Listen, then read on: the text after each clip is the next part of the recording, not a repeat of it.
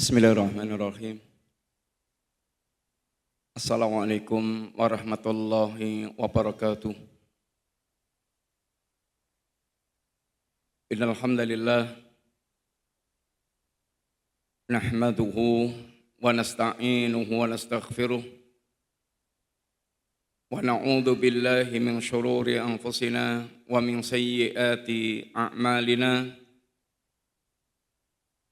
من يهده الله فلا مضل له ومن يضلل فلا هادي له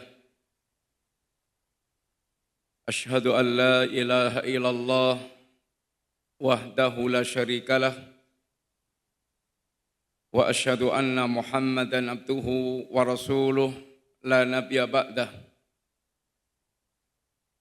اللهم صل وسلم وبارك على نبيك المصطفى وعلى آله وصحبه ومن تبعهم بإحسان إلى يوم الدين وبعد. Alhamdulillah, para bapak, para ibu, para ikhwan dan para akhwat, jamaah rahimani wa rahimakumullah. Kita bersyukur kepada Allah Ta'ala, pagi hari ini kita masih berkesempatan untuk bersama-sama duduk dalam rangka untuk mengambil fawaid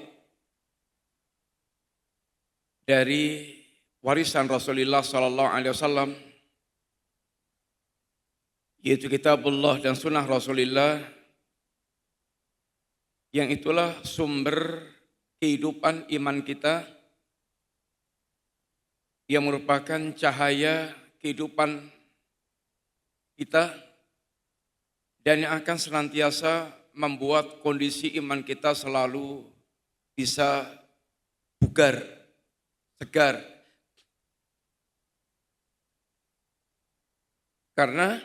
Oleh karena itulah ketika Allah Subhanahu wa taala mengungkapkan tentang risalah,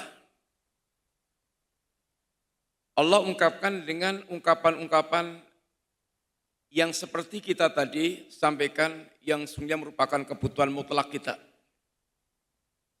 untuk memelihara kehidupan iman kita, untuk membuat kita senantiasa memiliki pandangan yang tajam, bisa membedakan segala perkara, dan dalam rangka untuk bisa membuat pohon iman kita ini bagaimana senantiasa seger.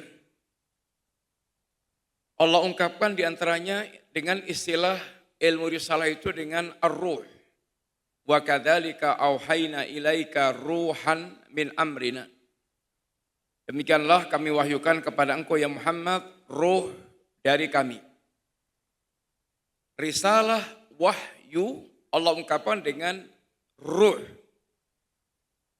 Artinya, kehidupan hati kita itu sangat berkaitan dengan sejauh mana kita memahami risalah agama. Berinteraksi dengan risalah agama. Karena kehidupan kita ini ada yang namanya hayatul abdan, kehidupan badan, dan ada namanya hayatul qulub, ini kehidupan hati. Kalau kehidupan badan, semua manusia punya perhatian. Yang kafir, yang musyrik, yang munafik, yang ini ahli maksiat, yang semuanya punya perhatian. Karena langsung bisa dirasakan oleh tubuh. Kalau sakit dokternya banyak banget, rumah sakitnya banyak banget, dia pengen pola hidup sehat banyak banget yang menyediakan penjelasannya. Tapi ada sisi kehidupan yang sering manusia lupakan, yaitu hayatul qulub, kehidupan hati. Yang kehidupan hati ini sesungguhnya adalah hakikat kehidupan yang sejati, kehidupan yang sesungguhnya. Yang kalau Allah Subhanahu wa taala tegaskan orang tidak punya kehidupan kalau hatinya tidak hidup. Orang tidak dianggap hidup kalau mereka tidak punya kehidupan hati. Sehingga orang kafir Allah ungkapkan dengan istilah amwatun ghairu ahya. Mayit-mayit yang tidak memiliki kehidupan. Atau seandainya dia merasa hidup, kehidupannya itu kelasnya kelas binatang. Ulaika kal an'am bal hum adall. Mereka seperti binatang ternak bahkan lebih hina, lebih sesat dibandingkan dengan binatang ternak. Kehidupan yang hakiki adalah kehidupan hati manusia. Dan kehidupan hati itu artinya kehidupan iman yang ada di hatinya. Dan kehidupan hati itu ditandai dengan seberapa besar dia menyambut seruan Allah dan Rasul-Nya. Sehingga semakin hati itu sempurna kehidupannya, semakin sempurna dalam menyambut seruan Allah dan Rasul-Nya. Maka kata Allah katakan, ya ayyuhalladzina amanu stajibu lillahi wa li rasulihi idza da'akum lima yuhyikum. Wahai orang yang beriman, sambutlah seruan Allah dan Rasul-Nya. Yang dalam menyambut seruan Allah dan Rasul-Nya itu ada kehidupan bagi hati kalian. Sehingga kehidupan adalah kehidupan hati manusia. Dan itu sangat berkaitan dengan yaitu keberadaan ruh risalah. Sehingga yang paling sempurna kehidupannya, yang paling mengenal risalah dan yang paling berinteraksi dengan risalah. Karena kalau hanya mengenal saja, itu kalau tidak kemudian berinteraksi aktif dengan risalah, ujung-ujungnya ya hanya kayak celaan Allah kepada ulama-ulama Yahudi yang ditamsilkan dengan tamsil yang buruk. Mereka adalah mathaluhu kamathalil kalbi, perumpamanya kayak anjing, atau mathaluhu ini perumpamaan mereka kayak ini himar, kal himar. Ini asalnya apabila hanya sekedar mengenal risalah tetapi tidak itu menghidupkan isi kandungan risalah. Yang dikatakan hati yang betul-betul hidup adalah ketika dia mengenal risalah dan betul-betul menghidupkan risalah tersebut. Yang kedua, Allah istilahkan dengan ungkapan an-nur. Ini cahaya. Orang yang paling sempurna melihat segala hakikat perkara adalah orang yang paling sempurna di dalam mengenal risalah. Ibaratnya matanya paling tajam, cahayanya paling terang, sehingga kemampuan membedakannya itu paling kuat. Oleh karena itulah, di zaman-zaman apalagi penuh dengan syubhat, hal-hal yang membuat orang itu menjadi kabur, syubhat, yang paling tidak gampang diombang-ambingkan syubhat adalah orang-orang yang mereka berilmu dan tentu yang paling sempurna adalah para ulama. Kitanya yang ilmunya minim banget itu yang sering sekali terombang-ambingkan dengan fitnah-fitnah yang ada. Sampai minta maaf nih. Ini istilahnya kok ya masih punya apa itu namanya, kok ya masih bisa-bisanya memuji Iran, terkagum dengan Iran. Itu karena diantaranya rendahnya kualitas ilmu. Apa yang Anda puji dari orang yang mereka itu keyakinannya tentang Quran yang kita miliki adalah Quran palsu yang sudah munharab, yang sudah dirubah-rubah. Quran yang asli seperti hanya 3 kali lipat Quran yang di tangan kita, namanya Quran Fatimah, yang akan dibawa nanti Imam Mahdi di akhir zaman. Apa yang Anda harapkan dari orang yang mereka itu keyakinannya tentang para sahabat, semua para sahabat kafir kecuali hanya beberapa gelintir orang aja, di antaranya Abu Dzar, Miqdad, kemudian Salman Al-Farisi. Bahkan yang paling kafirnya adalah manusia terbaik dalam keyakinan kita, yaitu Abu Bakar As-Siddiq dan Umar bin Khattab. Yang bahkan mereka buatkan doa laknat khusus untuk keduanya dan dikelili dengan sanamai Quraisy, berhalanya orang Quraisy. Apa yang Anda harapkan dari orang atau kaum yang mereka itu pengkhianatannya dari zaman ke zaman menorehkan sejarah hitam bagi kaum muslimin, termasuk diantaranya pengkhianatan yaitu runtuhnya kekhilafan Baghdad, dikuasainya oleh Tartar atas pengkhianatan seorang Rafidi Al-Qumi yang dimuliakan oleh sang khalifah menjadi Perdana Menteri.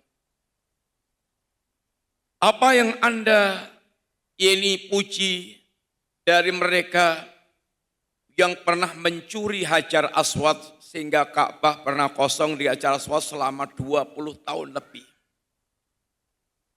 Apa yang Anda puji dari mereka yang pernah membantai jamaah haji yang jasadnya disumpelkan di sumur Zam-Zam.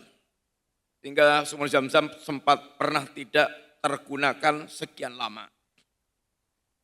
Apa yang Anda harapkan dari mereka yang sejarah telah mencatat pembantaian jutaan kaum muslimin yang ada di Suriah, yang ada di Lebanon, yang ada di Yaman. Dan sekian banyak torehan tinta hitam atau torehan sejarah hitam tentang Rafidhah yang pusatnya di Iran sekarang. Yang mereka adalah abnaul Persi, anak-anak Persi. Persia yang dulu adalah Iran yang sekarang. Dan Persia pernah didoakan oleh Nabi dengan doa kehancuran, Allahumma mazid mulkah. Ya Allah, hancurkan, robeklah kerajaan Persia. Dalam hitungan jam, Raja Persia saat itu dibunuh oleh keluarga sendiri dan Persia hancur berkeping-keping itu di zaman Khalifah Umar ibn Khattab. Maka kebencian Rafidhah kepada Umar itu sangat memuncak, tetapi terhadap pembunuh Umar justru diagung-agungkan, bahkan dianggap sebagai Syuja'uddin, pahlawan besar, pahlawan agama.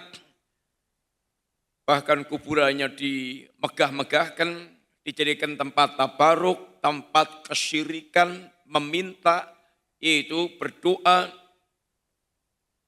Ini semuanya berangkat dari sangat minimnya ilmu sehingga melihat masalah itu menjadi gak jelas. Bahkan sering tertipu. Demikian pula ilmu risalah dikatakan dengan istilah yaitu alma, air.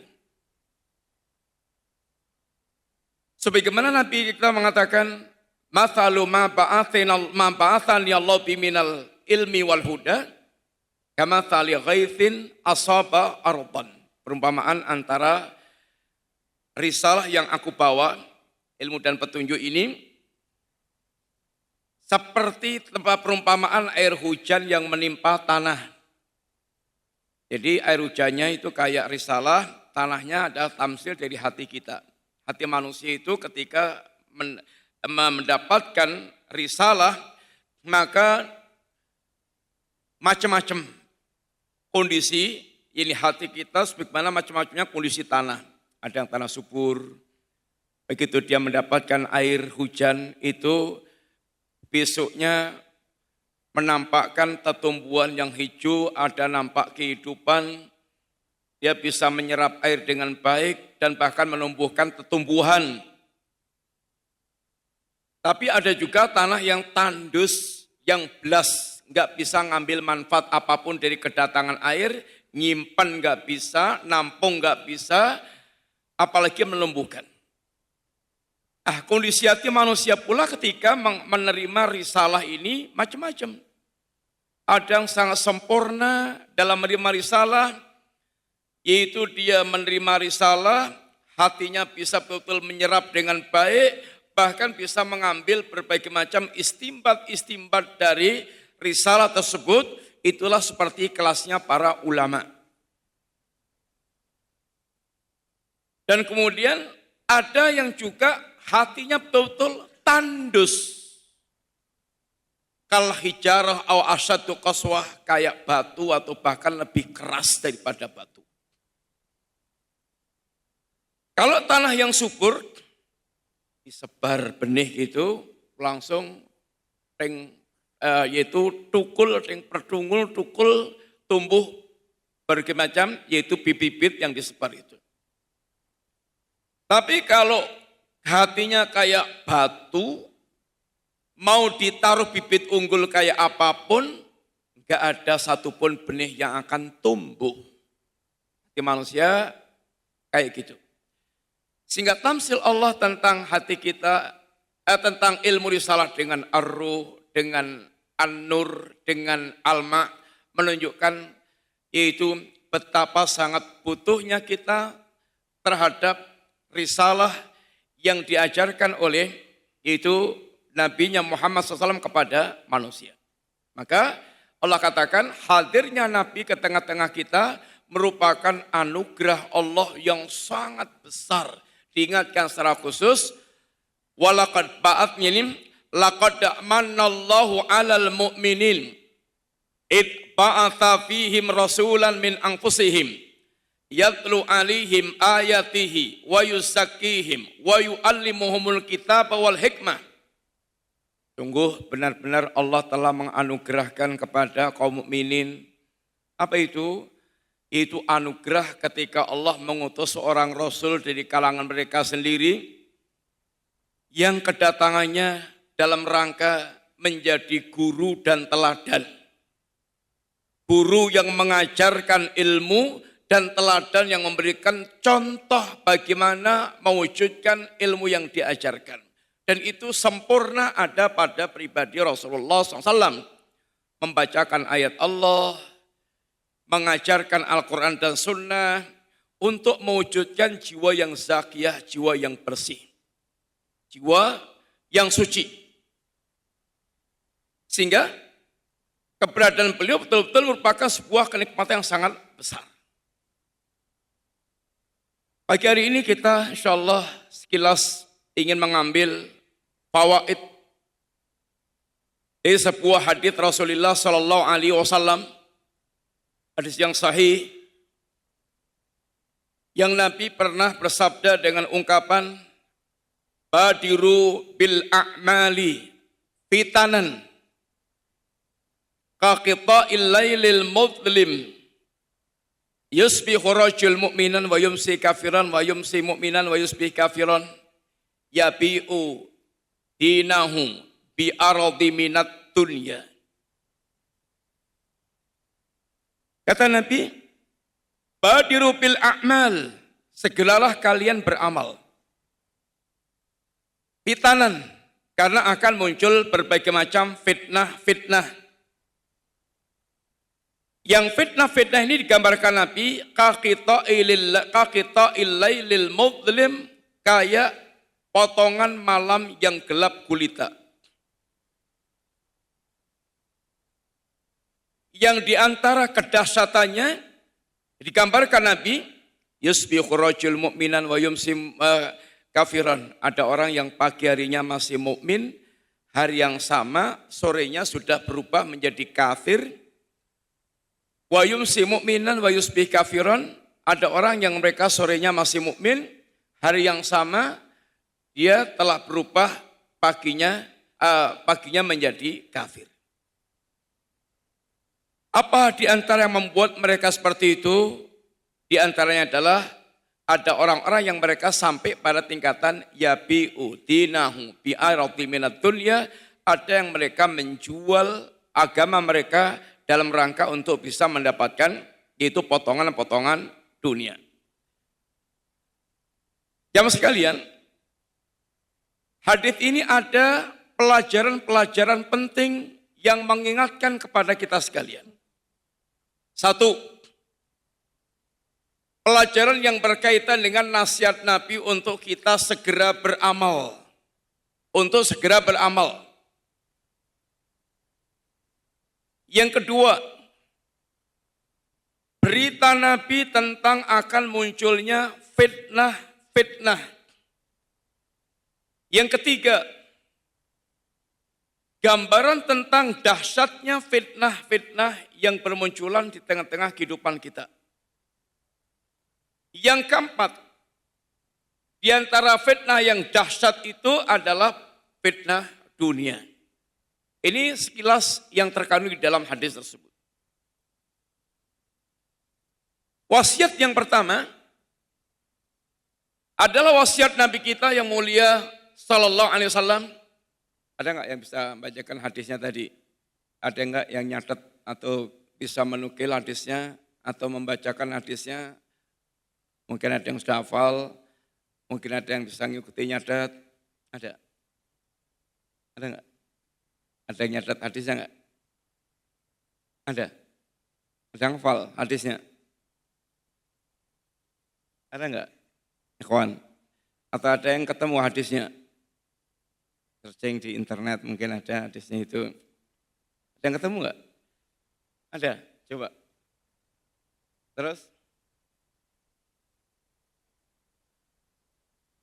Ya terus?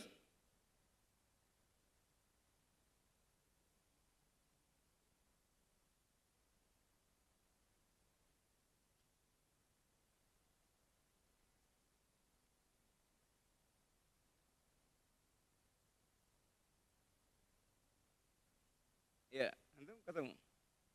Ya gimana? Hadis baca.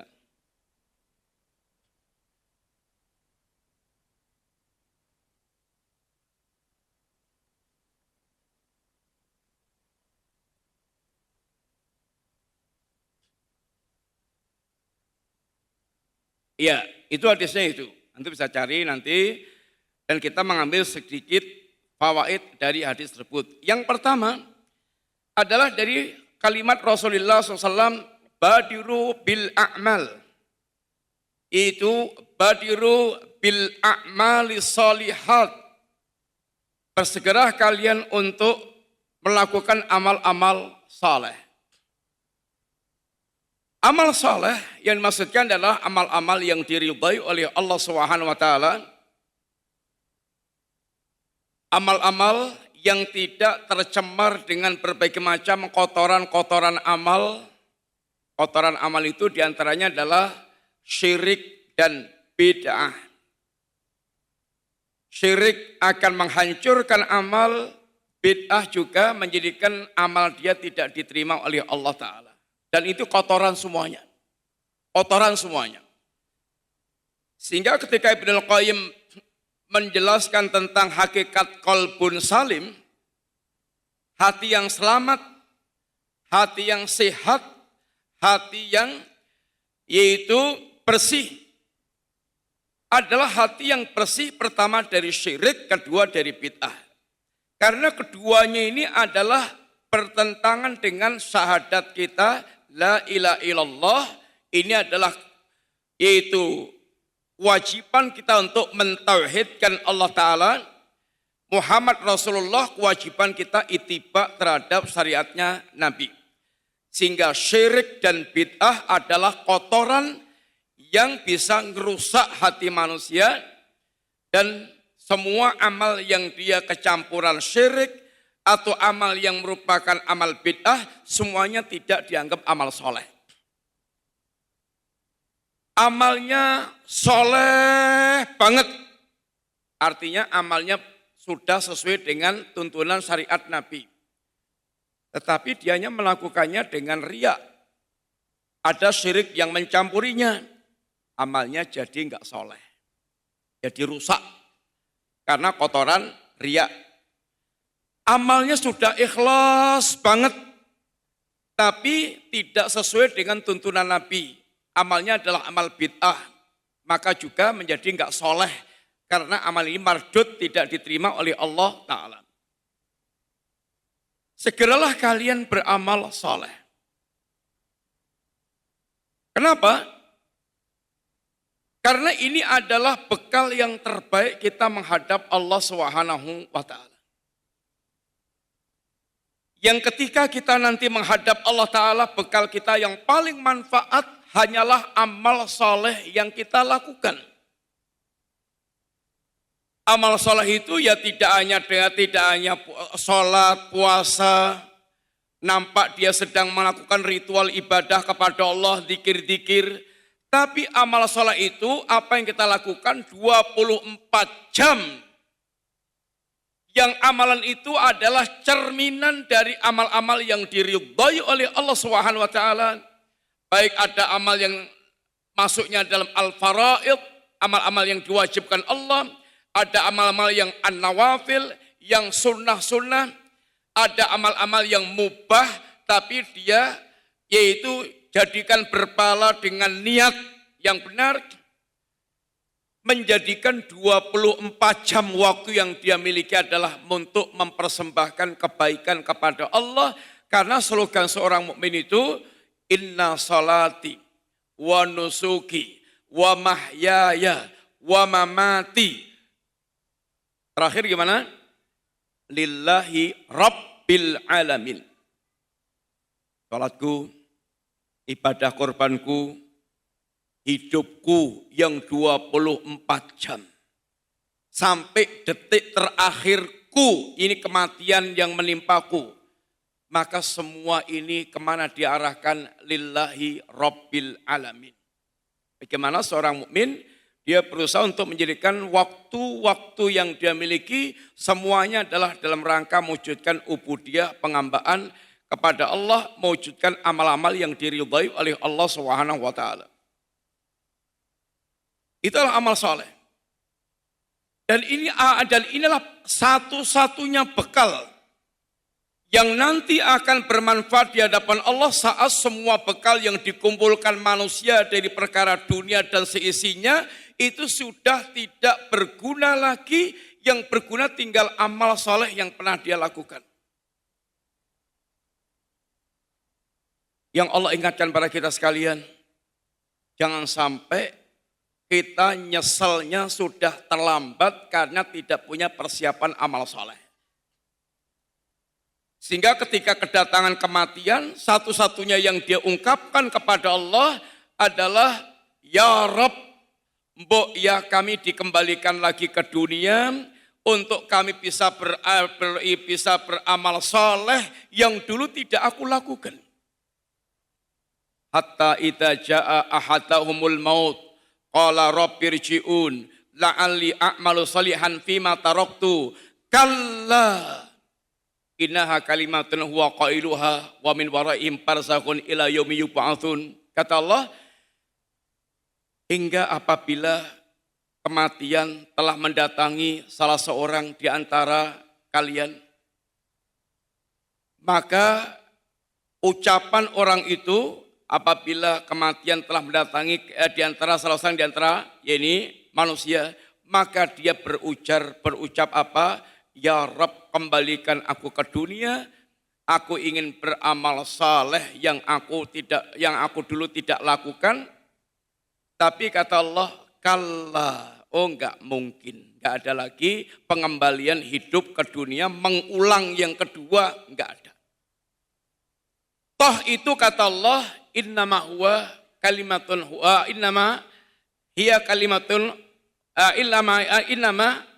hiya qailuha. Dan itu hanya kalimat yang dia ucapkan belaka. Artinya Allah tahu seandainya mereka dikembalikan ke dunia, itu bakalan kembali lagi seperti kebiasaan dia yang sebelumnya. Gak usah ngenteni mati. Kita aja sering banget secara umum manusia, kalau sedang sakit nggak bisa apa-apa, Sebagian kita hayalannya itu nek sehat, kalau saya sehat, saya bakal ke masjid, saya bakal ngaji, saya bakal baca Quran, saya bakal ini, bakal itu. Begitu dikasih sehat, lali kabeh. Semua yang dulu menjadi angan-angan dia itu sudah lenyap, enggak ada lagi, kembali kepada kebiasaan yang biasa dia lakukan. Itu keumuman yang ada. Sama ketika manusia, ketika mereka ini ditimpa kematian, dan dia belum sempat beramal saleh, ngen-ngennya dia pengen bagaimana dia bisa kembali ke dunia, bisa beramal saleh, tapi itu hanya kalimatun huwa qailuha. Itu hanya kalimat yang dia ucapkan aja. Wa min waraihim barzakhun ila yaumi yub'atsun. Di belakang mereka dia tinggal merasakan alam barzah sampai nanti dia dikembalikan kepada Allah, dibangkitkan menghadap Allah untuk dia mempertanggungjawabkan semua amal yang pernah dia lakukan. Maka jangan sampai terlambat. Jangan sampai terlambat. Maka di antara yang menjadi jebakan-jebakan syaitan kepada kita manusia adalah taswif. Taswif. Yaitu menunda-nunda. Nanti aja, mengkowai, nanti aja, nanti, sampai akhirnya gak jadi. Kedaluan mati. Belum sempat dia melakukan persiapan amal menghadap Allah SWT. Allah ketika mengarahkan kita untuk membangun kampung akhirat kita, itu yang Allah ungkapkan adalah sari'u. Yang Nabi ungkapkan badiru. Yang Allah ungkapkan fabidzalika falyatanafasil mutanafisun. Fastabiqul khairat. Fafirru ilallah. Yang semua kalimat ini adalah arahan Allah agar kita bersegera, agar kita bahkan berlomba-lomba, agar kita yaitu semangat untuk melakukannya, ihris ala ma yang fauk. Ini ketika Allah memberikan motivasi kepada kita untuk menggapai kampung akhirat. Agar kehidupan kita itu orientasinya orientasi kampung akhirat, kemudian untuk membangun kampung akhirat itu segera, jangan ditunda-tunda, bahkan silahkan berlomba-lomba untuk yaitu mewujudkannya, bersemangatlah dalam melakukannya. Ini kalau untuk urusan kampung akhirat.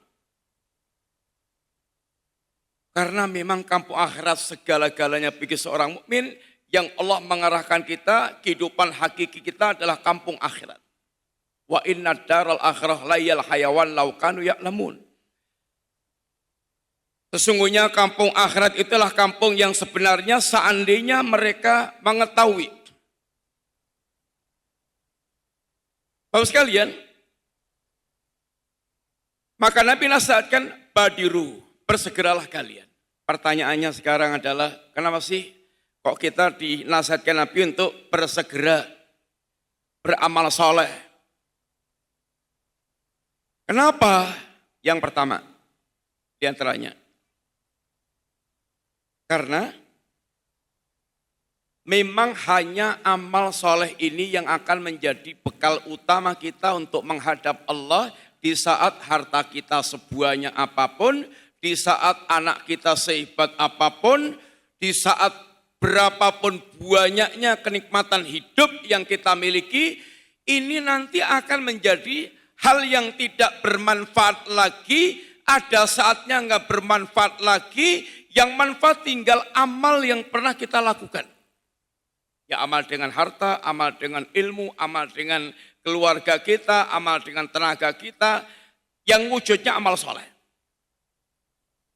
Sekarang ini kalau harta memang super manfaat. Orang disubyo-subyo, orang dimuliakan, orang diagungkan, orang sampai banyak orang yang mereka kemeruyuk menjilat. Walaupun orangnya itu minta maaf super brengsek, tapi banyak orang yang mereka itu mendekat, menjilat. Kenapa sih? Karena masih ada harta yang diharapkan. Dia dimuliakan karena harta yang dia miliki. Sehingga orang di dunia berlomba-lomba untuk dia mengumpulkan harta karena secara umum di dunia orang akan dimuliakan ketika dia punya harta. Duwe bondo bakal diparani, randuwe bondo bakal ditinggalni. Itu keumuman manusia di dunia. Zaman sugih, sak bener wong pengen nyedak kemruyuk, pengen lengket-lengket. Tapi zaman melarate bubar kabeh. Sama dengan kekuasaan. Zaman masih menjabat, semua orang pengen mendekat. Sampai ada yang menjadi, minta maaf nih, penjilat berat. Orang Jawa bilang, dilatnya sampai kelomoh. Tahu enggak?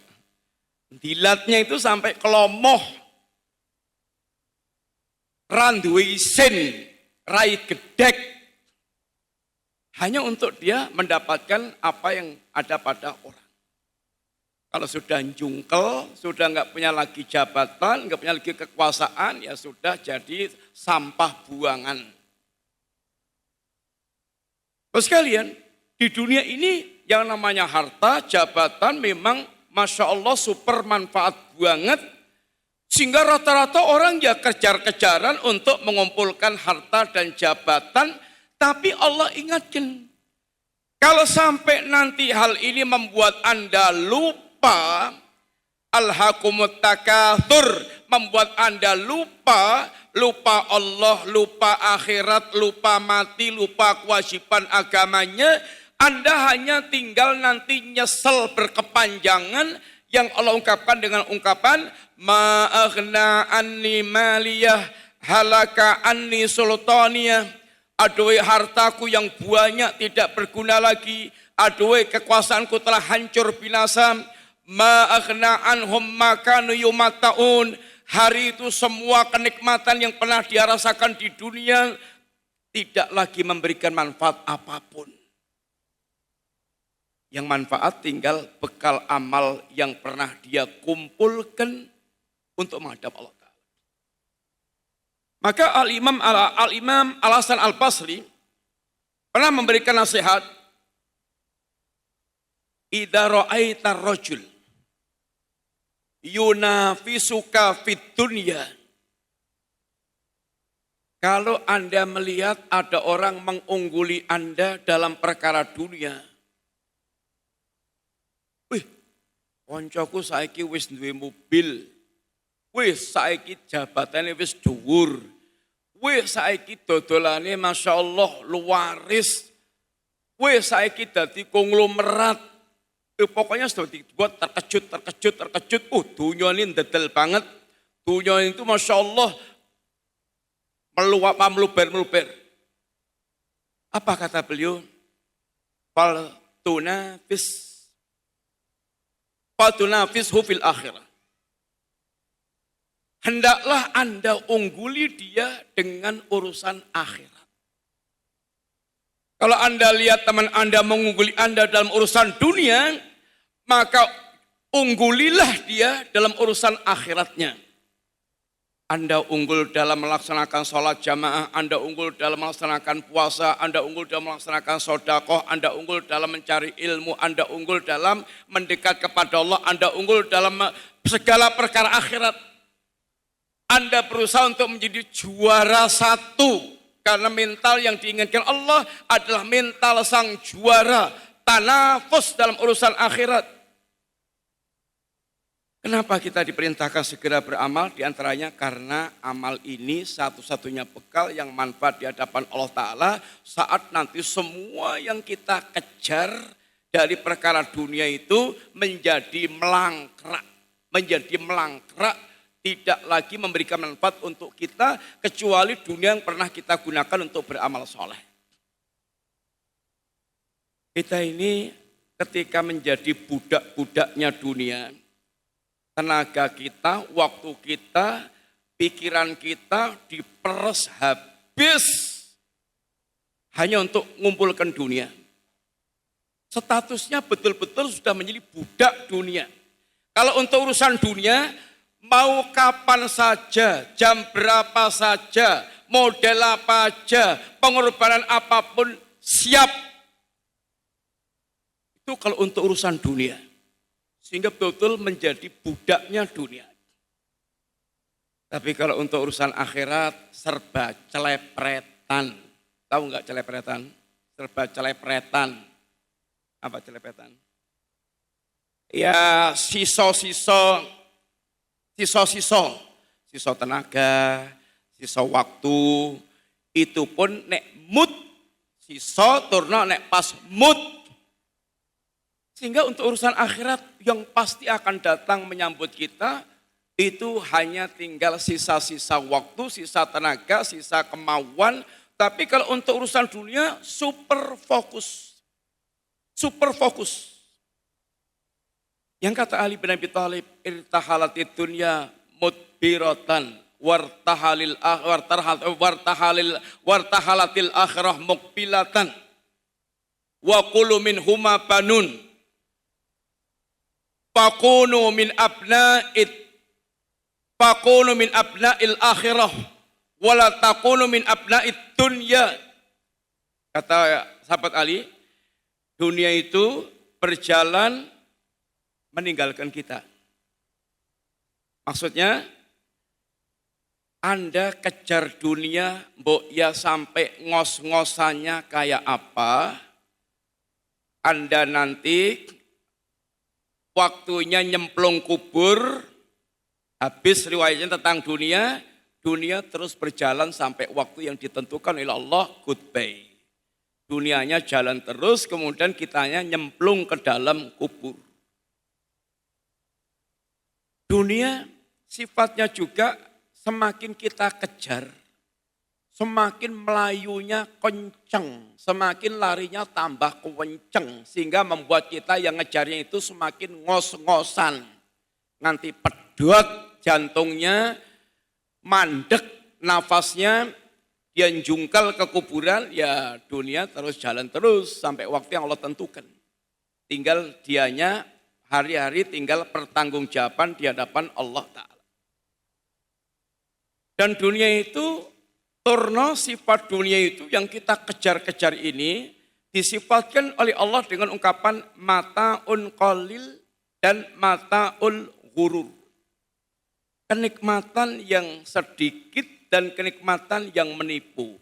Sedikitnya gimana sih? Sedikit itu diantaranya singkat waktunya dan sedikit kualitasnya dan memang sedikit volume kita untuk menikmati dunia. Sedikit waktunya. Ya karena inna yauman inda rabbika kal fi sanatin mimma ta'udun. Satu hari di sisi Allah kayak 1000 tahun dalam hitungan kalian. Sehingga kalau kita punya umur 100 tahun saja, dan di zaman kita udah langka banget orang punya umur 100 tahun itu, seandainya umur kita sampai 100 tahun, dan seandainya dunia kita itu posisinya nikmat terus, dari awal sampai akhir, enggak enaknya, enggak ada. Itu 100 tahun itu hanya 1/10 dari 1000, satu hari 24 jam, kita hidup 100 tahun nikmat itu hanya kayak 2,4 jam. Kalau ngombe itu hanya kayak sak celeguan. Tahu enggak sak celeguan? Kayak hanya sak lekan. Kalau mangan kayak sak lekan. Yang kalau orang Jawa bilang menikmati dunia itu kayak apapun enggak bakal nyucuk. Enggak bakal nyucuk. Tahu nyucuk? Enggak tahu juga nyucuk. Nyucuk. Orang nyucuk. Antara menikmatinya dengan rokosonya ngumpulkan dunia itu enggak imbang, enggak nyucuk. Enggak nyucuk. Kita kalau untuk urusan dunia itu diperes habis. Sekolahnya sak dhuwur-dhuwure. Sekolahnya sak dhuwur-dhuwure. Kerjane sak rekoso-rekosone. Kemudian ya pokoknya habis-habisan diperas semuanya, bagian menikmatinya dikit. Bagian nikmatinya dikit. Kayak antum disuruh ke Gunung Kidul. Tahu Gunung Kidul? Ngontit ke pucuk Gunung Kidul, kanti gembrobos jauhnya Masya Allah, tekan pucuk gak hanya itu gaplek. Tahu gaplek? Blas nggak nyucuk. Kalau rekosonya itu nggak nyucuk, itu namanya nggak nyucuk. Dunia itu meresnya kita itu entek-entekan. Tapi memberikan kenikmatannya dan kita menikmati dunia itu sangat sedikit. Sangat sedikit. Makanya Nabi terangkan ketika menjelaskan ayat Al-Hakumut Takatsur, dunia memperbanyak dunia telah membuat Anda lupa. Kata Nabi, yaqul ibnu Adam, anak Adam mengatakan mali hartaku. Hartaku. Ben melek moto itu yang ada bondoku. Sehingga urusannya dunianya, yang dunianya harta yang ngejar bondo, dunianya jabatan ngejar jabatan, dunianya keterkenalan yang ngejar keterkenalan, nguntan terus biar terus tambah dedel. Sehingga hidupnya itu dunia. An Adam, harta Anda itu hanya 3. 1, ma'akalta fa'abnaita, yang Anda makan lalu habis. 2, wa malabista fa'ablaita, yang Anda pakai lalu usang. 3, wa matasodakta fa'abkaita, yang Anda sodakokan kalau ya itu yang akan kekal. Kalau Anda tidak punya sodakoh, artinya hanya punya 2, yang dimakan dan dipakai. Kita mengumpulkan dunia untuk bisa punya duit miliaran, atau sampai nyundul triliunan, itu kadang carinya itu sampai ya petakilan, pecicilan, blingsatan, yak-yakan, tahu? Mbambung. Pokoknya yang penting itu. Mau pakai beleh orang, mau pakai nyikat orang, pakai nginjek orang, pakai kemudian membuat orang sengsara, ora urus, yang penting dapat. Itu mengumpulkan dunia kadang habis-habisan. Atau seandainya yang halal nggak pakai nyakiti orang. Kerjanya Masya Allah ini all out. Sampai kalau kerja itu, kadang-kadang ada dokter itu cerita, kalau kerja itu sampai jam 1 malam. Lagi mulih, jam 1 malam. Bertahun-tahun.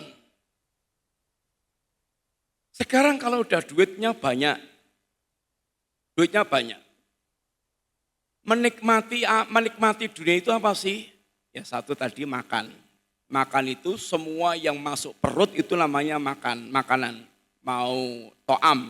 Mau benda padat, mau benda cair, benda jemek, pokoknya masuk perut itu namanya yaitu makanan.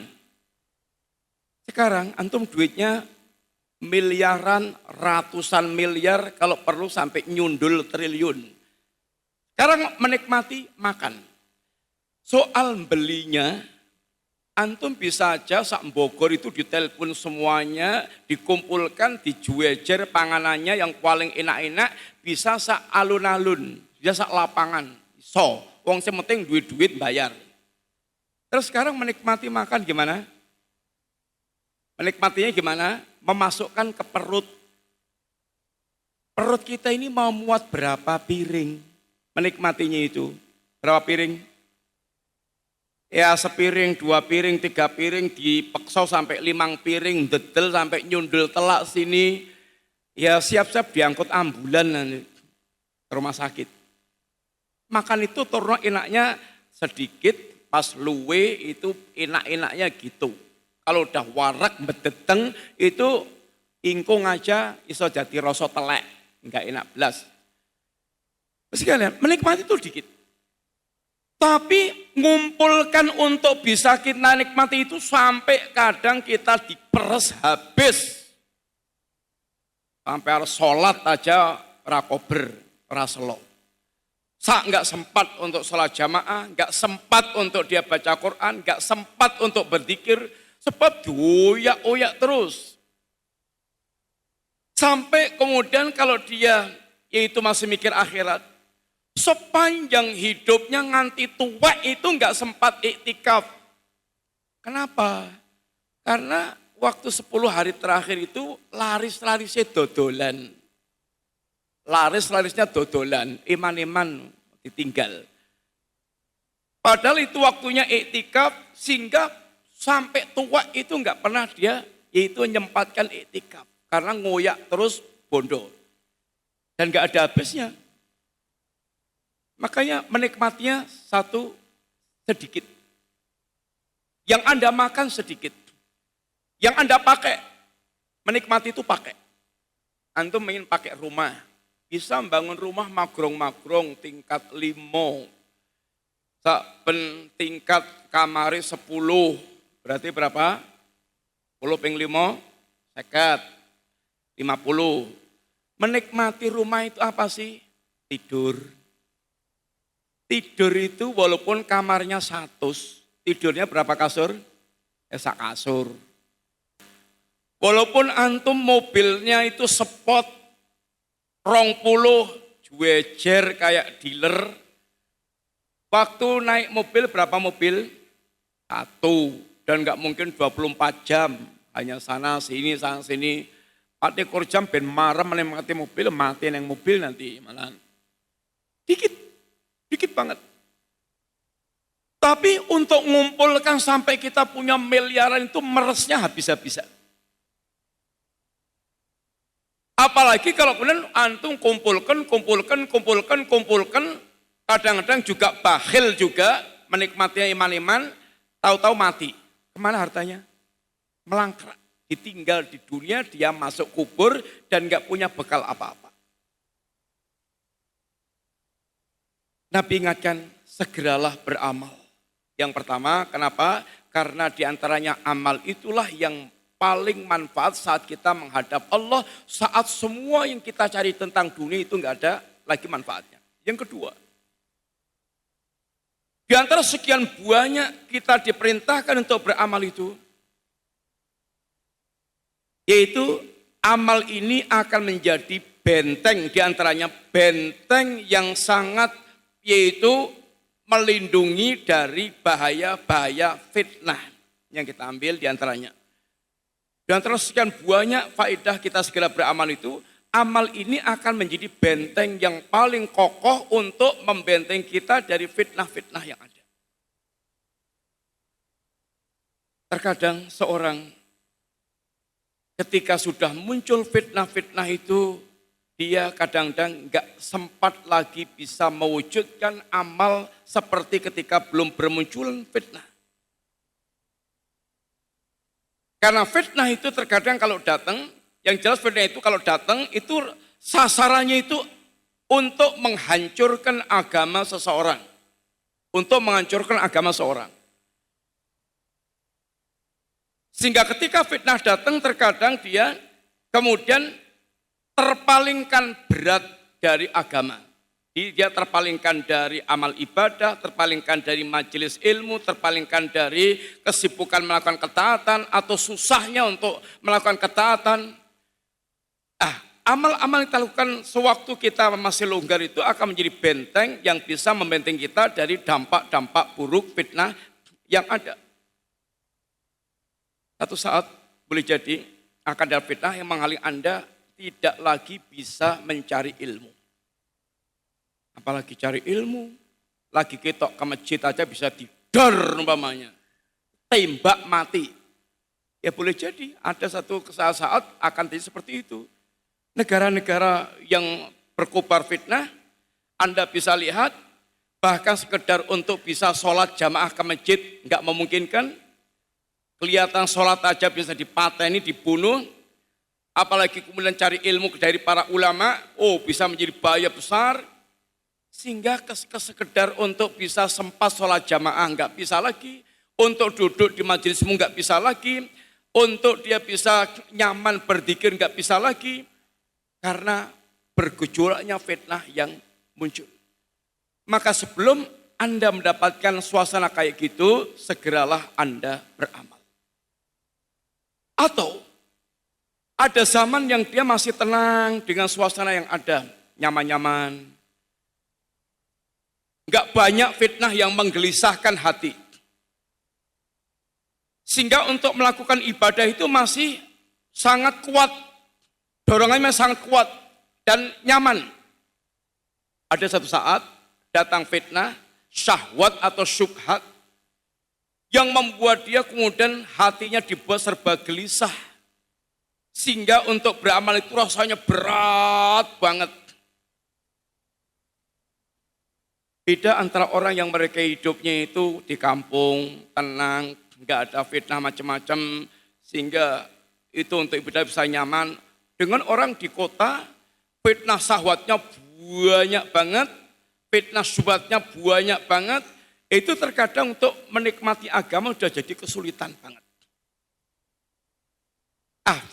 Segera beramal itu akan bisa membentengi orang dari bahaya fitnah yang ada. Fitnah syahwat itu kalau nyedot itu kayak bisa menjadi magnet yang kuat. Magnet yang kuat. Sehingga orang yang mereka tidak memiliki kekuatan imannya bisa kesedot ini fitnah syahwat. Sehingga orang-orang soleh aja banyak yang berguguran dengan banyaknya fitnah syahwat maupun juga fitnah syubhat. Orang yang mereka suka menyegerakan amal, punya kesempatan dia segerakan, itu bisa menjadi benteng dia yang kokoh untuk dia tidak maftun, tidak terfitnah. Dengan penjagaan Allah Ta'ala. Ihfadillah yahfadka. Jagalah agama Allah, Allah akan menjaga Anda. Termasuk diantaranya penjagaan Allah di zaman fitnah, karena Anda biasa menjaga agama Allah Subhanahu wa Ta'ala. Dan alasan kenapa kita segera beramal sangat banyak. Kita ringkas hanya 1-2 aja, terus yang ketiga kita ini tambahkan. Karena hanya dengan amal soleh ini, hati kita betul akan bisa merasakan ketenangan hidup. Ketenangan hidup.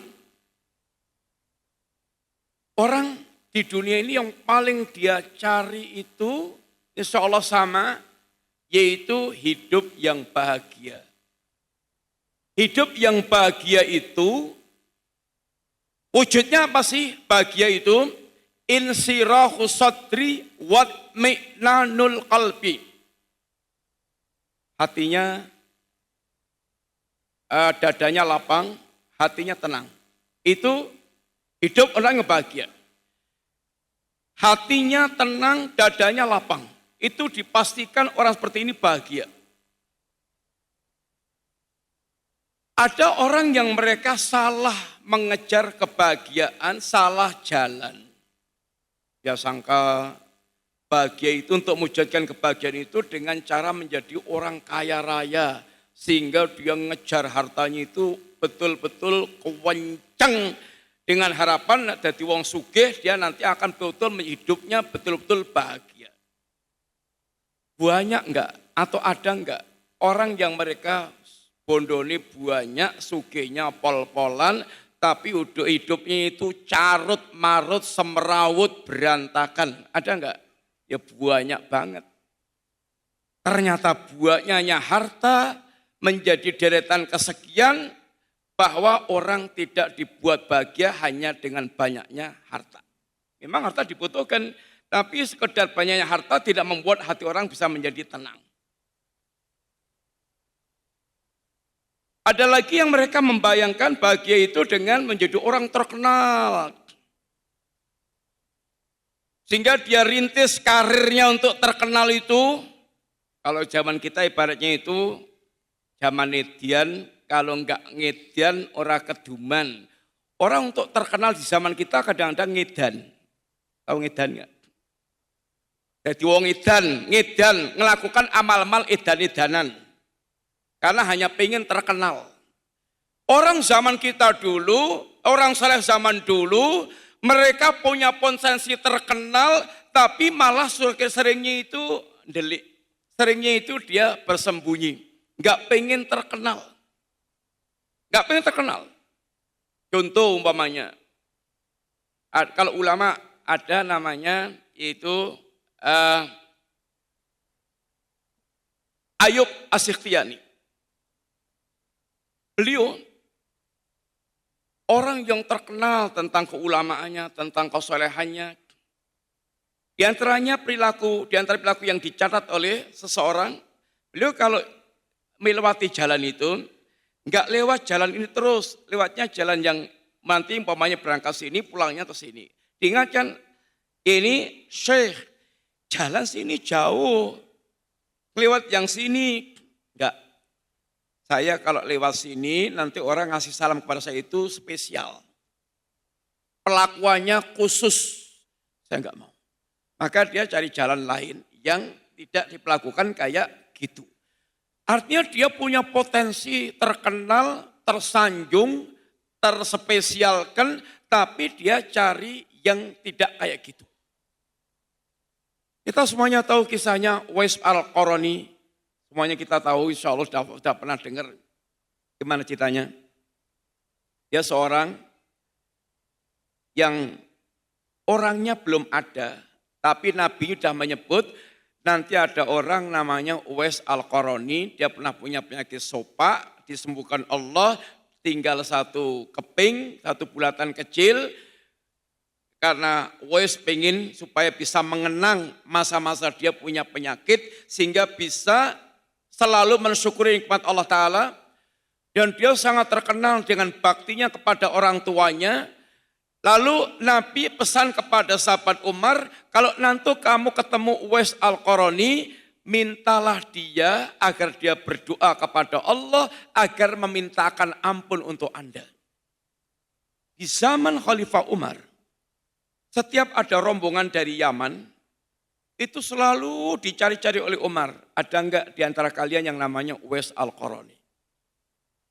Sampai pada satu saat ketemu rombongan yang di situ ada Uwais Al-Qarani, dan ternyata orang pun enggak banyak tahu, dan ternyata dia hanya orang rendahan, orang kalau kita orang belakangan, tukang isah-isah, tukang bantu, sehingga enggak punya kedudukan spesial. Kemudian setelah kasus Umar ini, Umar ketemu dia, Anda namanya Uwais dari suku Qaran, Anda pernah punya penyakit ini, tinggal sekian. Iya. Uwais, doakan saya kepada Allah, doakan saya, ini mintakan ampun kepada Allah untuk saya. Setelah kasus Umar ini, Uwais terkenal dan banyak orang pengen ketemu Uwais. Dan kemudian Uwais ngilang. Dia nggak mau terkena fitnah syuhroh, fitnah keterkenalan. Ada orang namanya Yazid, ini Al-Aswad. Saat Amir sedang membutuhkan sholat istisqa karena sedang paceklik, maka setelah sholat diantaranya Amir mengatakan, siapa yang namanya Yazid Al-Aswad agar dia berdiri. Enggak berdiri. Sampai diulang-ulang baru dia berdiri. Diminta oleh Amir untuk dia berdoa kepada Allah. Setelah dia berdoa, berikutnya hujan deras turun. Terkenal dia di kalangan masyarakat. Begitu ini namanya sudah tercium, terkenal kayak gitu, dia berdoa kepada Allah, ya Allah, orang ini telah membuat aku terkenal, maka selamatkan aku. Dia mati seminggu setelah yaitu mendoakan atau doa istisqa tersebut. Ini orang-orang yang mereka memang cari keselamatan agar tidak tergelincir dalam berbagai macam fitnah-fitnah yang ada. Tapi kalau kita ini rata-rata, apalagi zaman ngonten-ngonten kayak gini, zaman-zaman apa itu IT atau zaman internet kayak gini, kadang-kadang ya minta maaf ngedan. Untuk jadi terkenal itu ya tingkahnya edan-edanan. Dan Bapak ini raidian, enggak bakal terkenal. Ada kiai ngedian, pokoknya asal bambung, asal nyeplos, asal bengok, akhirnya hanya untuk terkenal. Kalau terkenal bisa kemudian ketangkep pejabat, bisa ketangkep ini, bisa kemudian jadi dapat jalan, ujung-ujungnya dunia dan dunia dan dunia. Zaman edan kata orang, rangidan orang keduman. Sehingga akhirnya banyak orang yang kemudian tingkahnya edan-edanan. Qanibillah. Yang membuat orang itu tidak tenang hatinya itu kata Ibnu Qayyim 2. Kenapa sih orang banyak sekali hatinya tidak tenang, tidak nyaman, dia selalu gelisah? 1, karena dia mengejar-ngejar dunia terus. Gila dunia. Itu enggak akan mewariskan ketenangan. Karena dunia itu tidak akan pernah membuat Anda puas. Sifat manusia itu juga kata Nabi, lau kanati binu Adam wadiyan min malin labtagha thalithan. Kalau anak Adam itu punya 2 lembah harta, pasti akan mencari yang ketiga. Itu pasti. Sehingga adanya itu kurang. Namanya kurang itu dia yang membuat dia selalu ngejar dan gelisah mencari terus. Hanya Anda yang nyawang itu saja seringnya itu tertipu. Yang Anda sangka dia itu sudah di puncak kebahagiaan karena kecekel semua yang dia inginkan, ternyata yang merasakan belum merasakan yang seperti Anda sangka. Sehingga kata orang hidup itu apa? Wang apa? Wang sinawang. Apa maksudnya itu? Sawangane. Minta maaf ya. Ada orang enak temen enak banget kayak bojone wayu, moblong wis seneng mesti. Itu yang antum yang nyawang. Sing ngopeni bojo ayu iso mbrebes mili. Nganti iso gering barang. Antum bayangkan benges itu 5 yuta. Bedaknya, sepatunya, tasnya, antum bisa jadi peresan sama istri yang kayak gitu, gering. Jangan sekedar nyawang, waya ketoi enak. Open-openan itu ngeselek awak kadang. Antum ngopeni Mercy kayak pengen ngopeni becak, ya orang melaku, nggak bisa. Mesti pengeluarannya akan lebih boros. Ikhwanillah, hidup itu kurang lebih kayak gitu. Sehingga ada orang namanya Sa'id. Apa artinya Sa'id? Sa'id artinya apa? Orang yang bahagia. Orang mereka berbahagia. Orang ini awalnya penyiar radio ecek-ecek. Radio ecek-ecek, apa radio orang menjaji. Tapi suaranya emas. Masya Allah banyak penggemarnya. Kemudian pindah menjadi penyiar sampai menjadi penyiar televisi. Banyak penggemarnya. Sampai kemudian berpindah lagi menjadi artis atau aktor tarik suara. Banyak penggemarnya. Sampai dia kemudian jadi bintang film. Sampai orang memandang sudah di puncak karir karena sukses dedel. Sukses terus. Sampai orang nyawang dia udah di puncak karir. Diwawancari sama wartawan. Anda ini kayak namanya ya Sa'id. Kata dia belum. Masih kurang dal. Jadi kalau Sa'id kurang dal jadi apa? Jadi apa? Sa'i. Apa artinya sa'i? Nanti kalau sa'i apa? Lari sana sini sofa marwah sama orang. Artinya belum masih lari-lari terus, masih mencari terus, ngejar terus, belum kecekel. Antum yang nyawang dia udah di puncak karir, sedangkan dia melihat dia belum apa-apa. Memang itulah hakikat kehidupan ya seperti itu. Maka kata Ibnu Qayyim, orang kalau betul itu dia hanya ngejar-ngejar dunia, penggila dunia itu dia akan selalu ditimpa dengan 3 hal. Muhibbud dunya, la yang min salas. Penggila dunia itu tidak akan pernah terpisah dari 3 hal. 1, hammun lazimun. Gelisah yang berkepanjangan yang terus menyertai dia. Kegalauan itu mulazamah sama dia, melazimi dia terus, ngikuti terus, sehingga adanya gelisah, galau.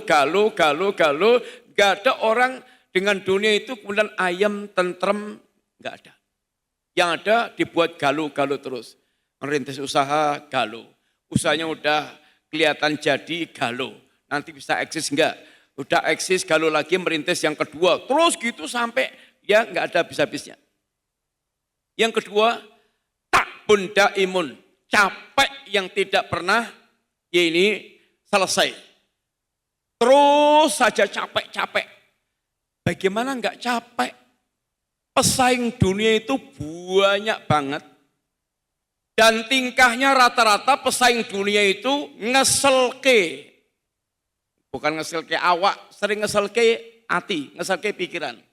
Nganyelke. Pesaing dunia rata-rata nyun ngapunten setan-setan semuanya tingkahnya itu. Sehingga adanya itu jor-joran, kadang paten-patenan, kadang jegal-jegalan, kadang fitnah-fitnahan. Ya aku begitu, gimana enggak ngeselken? Enggak buat capek, bagaimana enggak akan capek? Capek banget. Makanya orang-orang kayak gini, capek banget kayak gini, pelariannya kemana? Narkoba. Kemana? Pelacuran. Untuk menghibur dirinya. Tapi ya tambah membuat masalah. Yang ketiga, ini yang puncaknya, wahasratun latang qadi, nyesel yang tidak ada lagi obatnya. Nyesel yang tidak akan selesai, karena nyeselnya udah terlambat, nyeselnya itu udah di tengah-tengah mayit, udah nggak ada lagi pintu kembali ke dunia, nyeselnya tinggal nyesel, nggak ada lagi obatnya. Itu penggila dunia. Sehingga ini akan membuat orang gelisah terus.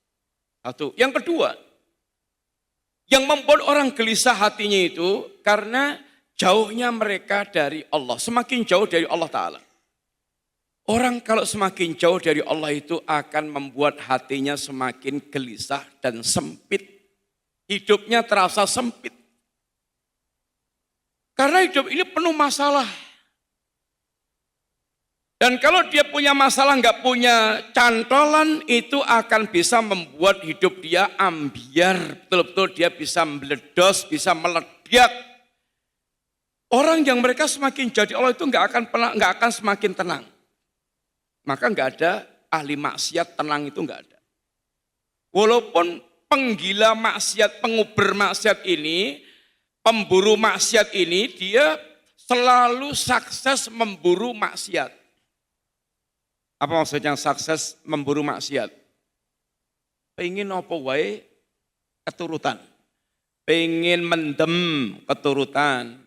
Pengen main perempuan keturutan.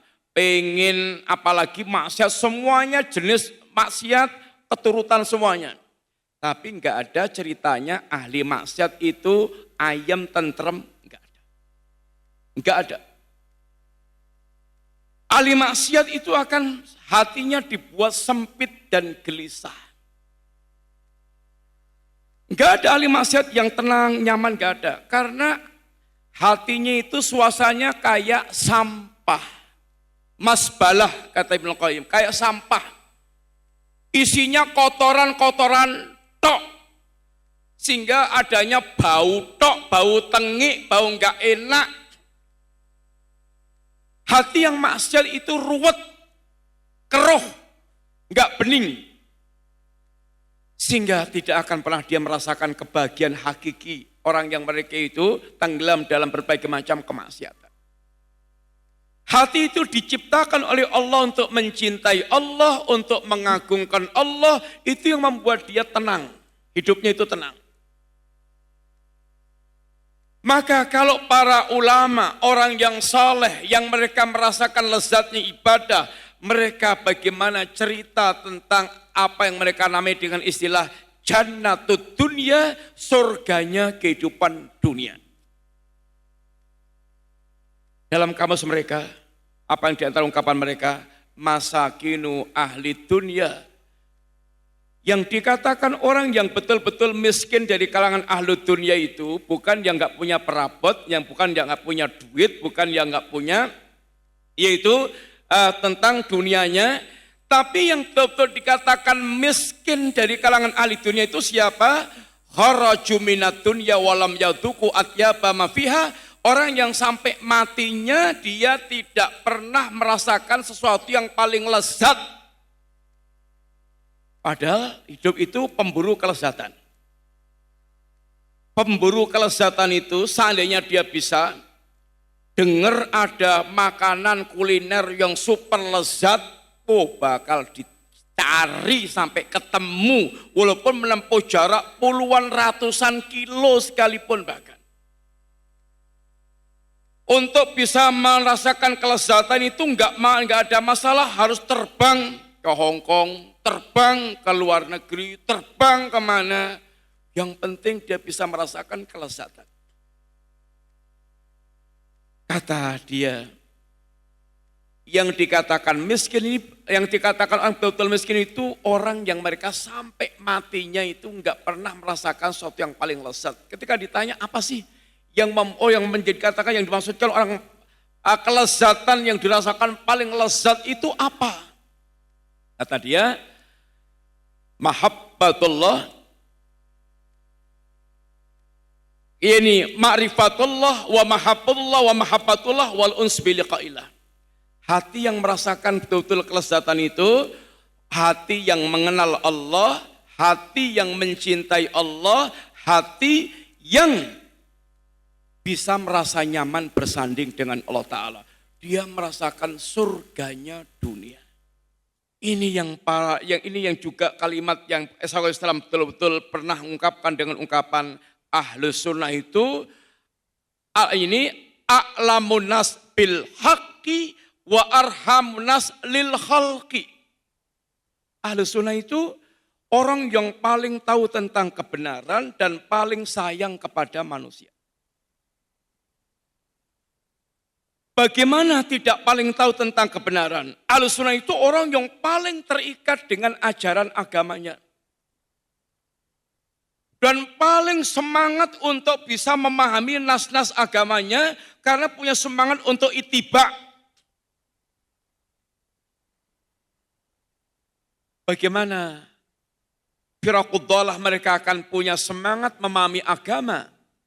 Sedangkan di antara mereka satu, ada yang cara beragama itu mendewakan akal.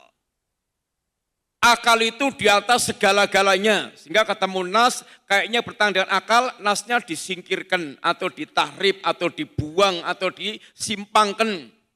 Kayak gini nggak mungkin dia akan memiliki kemauan kuat untuk memahami nas sehingga berangkat dari itu mengamalkan agamanya. Yang dikedepankan bakal akalnya. Ada di antara firqud dhalah yang dasar agamanya mimpi-mimpi. Sehingga beragama itu cukup dengan hasil mimpi. Mimpi ketemu Nabi, suruh mengajarkan begini. Itulah yang banyak yang ada di kalangan tarekat sufiyah. Rata-rata semua agamanya dibangun di atas mimpi. Kayak gini bagaimana akan punya semangat untuk memahami agamanya? Enggak mungkin. Ada lagi yang cara beragama itu dengan cara yaitu berdasarkan pengalaman, eksperimen, pengalaman saya kalau saya ke kuburnya wali fulan, minta malam Jumat, kabul. Agama dasarnya pengalaman, akhirnya dia kemudian membuat acara agama dengan hasil pengalaman. Kalau kalau malam ini membuat dzikir rangkaiannya begini, dengan dzikir ini kemudian mendapatkan ini dan itu. Sehingga agamanya dibangun di atas pengalaman membuat dzikiran gini. Kayak gini nggak mungkin akan dia punya semangat memahami nas agamanya, nggak ada. Ahlus Sunnah, orang yang paling semangat untuk kembali kepada sunnah, bagaimana beragama itu betul-betul kembali kepada dalil. Maka dia paling semangat untuk memahami agamanya. Dan paling sayang kepada manusia. Antum lihat Ahlus Sunnah, memang kalau nerangkan tauhid, syirik, hakikat agama, ya berusaha untuk segamblang-gamblangnya, cetha, sebagaimana kata Nabi, lailuha kana haria, malamnya kayak siangnya. Bakal menjelaskan dengan penjelasan yang sangat gamblang. Tapi mensikapi manusia sangat sayang. Sangat rahmah, sangat sayang. Beda dengan ahlul bid'ah. Bilangnya sih paling toleran. Bilangnya sih paling manusiawi. Bilangnya sih paling belapang dada. Bel, pret. Prakteknya paling keji, paling kejem, paling arogan, paling sempit dada. Itu prakteknya yang ada. Hanya retorika aja yang omongannya kayak gitu. Ahlussunnah orang yang paling sayang kepada manusia. Punya kesempatan menghabisi, tapi dia tidak akan bersikap kayak gitu. Karena memang nabinya juga seperti itu. Alhamdulillah. Jadi kenapa kenapa Nabi berwasiat segera beramal? Satu di antaranya karena memang amal ini satu-satunya yang manfaat nanti menghadap Allah. Karena amal ini di antaranya pelindung kita di zaman fitnah. Yang ketiga hanya dengan sibuk amal soleh kita akan menjadi betul-betul merasakan kebahagiaan. Bahagia itu kalau orang dia betul-betul bisa setiap hari melakukan amal soleh. Maka dikatakan oleh Allah, wa may yuti'illaha wa rasulahu faulaika ini faqad faza fawzan 'azima. Barang siapa yang dia selalu bisa mentaati Allah dan Rasulnya, dia betul-betul telah beruntung bahagia dengan kebahagiaan yang hakiki. Kebahagiaan itu hanya pada ketaatan kepada Allah dan Rasulnya. Maksiat kepada Allah dan Rasulnya itu akan membawa kepada ma'isatan dongka, hidup yang sempit. Yang kedua, wasiat dari sini berkaitan dengan peringatan fitnah-fitnah. Dan Nabi pernah menyampaikan fitnah-fitnah dengan gambaran yang bermacam-macam. Gambarannya ada kaqita'i lail mudlim, kayak malam yang gelap gulita. Kemudian ada lagi kayak allati tamuju kamujil bahr, kayak gelombang lautan yang dahsyat. Ada lagi kayak kamawakil qatar, yaitu rintikan hujan yang tersebar di mana-mana. Ada lagi dengan ungkapan ini fayuraqiqu ba'dhu ba'dhan. Fitnah itu akan datang, yang datang berikutnya mengecilkan yang kemarin. Artinya fitnah yang datang berikutnya lebih dahsyat dari yang kemarin. Dengan berbagai macam ungkapan yang Nabi ungkapkan menunjukkan bagaimana dahsyatnya fitnah yang akan melanda, dan fitnah itu akan yaitu menghancurkan agama seorang, tidak akan selamat kecuali yang Allah kehendaki selamat karena dahsyatnya fitnah yang ada. Cerita tentang fitnah sangat panjang, sangat lebar, sangat itu banyak. Kita cukupkan sekian dulu aja. Konfillah, minta maaf. Mudah-mudahan manfaat Bapak Ibu sekalian. Matur nuwun, minta maaf atas segala kekurangannya. Semoga Allah menjaga kita sampai akhir hayat kita dalam keadaan istiqamah, husnul khatimah, dan dipanggil Allah dengan panggilan indah. Ya ayyatuhan nafsul mutmainnah irji'i ila rabbiki radhiyatan mardhiyah fadkhuli fi ibadi wadkhuli jannati. Kalau kurang minta maaf, pertanyaan-pertanyaan bisa ditanyakan Ustadz yang ngampu di sini. Mudah-mudahan manfaat. Jazakumullahu khairan. Assalamualaikum warahmatullahi wabarakatuh.